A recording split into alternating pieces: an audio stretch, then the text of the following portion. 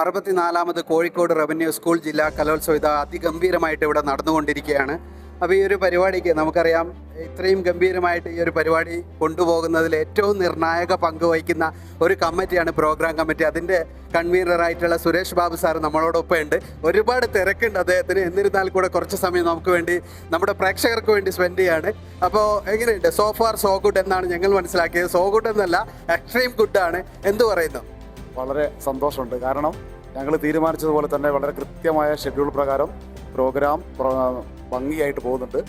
ഇന്നലെ എല്ലാ വേദികളും രാത്രി ഒരു 10:30 പ്രധാന വേദികളൊക്കെ തന്നെ രാത്രി ഒരു 8 മണിയോടുകൂടി പരിപാടികളൊക്കെ അവസാനിപ്പിച്ചു.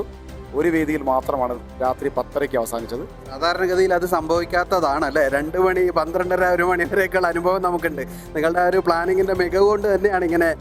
തീർച്ചയായും ഞങ്ങൾ കൃത്യമായൊരു ഹോംവർക്ക് ഇതിൻ്റെ ഭാഗമായി നടത്തിയിട്ടുണ്ട്. ഞങ്ങളൊരു ടീം തന്നെ ഇതുമായി ബന്ധപ്പെട്ട് പ്രവർത്തിച്ചിട്ടുണ്ട്. കഴിഞ്ഞ കുറേ ദിവസങ്ങളായി കൃത്യമായി പഠിച്ചതിന് ശേഷമാണ് പ്രോഗ്രാം ചാർട്ട് ചെയ്തത്. ഈ മേഖലയിൽ പ്രവർത്തിക്കുന്ന കുറേ എക്സ്പെർട്ടുകൾ ഞങ്ങളുടെ സംഘടനയിലുണ്ട് എന്നതാണ് ഈ പ്രോഗ്രാം ഇത്ര കൃത്യമായി നടപ്പിലാക്കാൻ ഞങ്ങളെ സഹായിച്ചത്. ഇനി എങ്ങനെയാണ് മുന്നോട്ട്? ഇനി ഇന്നും നാളെയും ഇനിയുള്ള ദിവസങ്ങളിൽ ഇനിയുള്ള പരിപാടികൾ?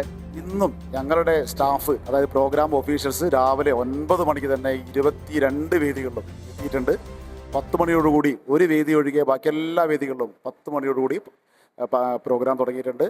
മെയിൻ 1-ാം വേദിയിൽ 10:45 ആദ്യത്തെ മത്സരാർത്ഥി വേദിയിൽ കയറിയിട്ടുണ്ട്. ഇന്നും നേരത്തെ പറഞ്ഞതുപോലെ തന്നെ രാത്രി 10 മണി ഒരു 11 മണിയോടുകൂടി എല്ലാ വേദികളും അവസാനിപ്പിക്കാൻ കഴിയും എന്നാണ് ഞങ്ങളുടെ ശുഭപ്രതീക്ഷ.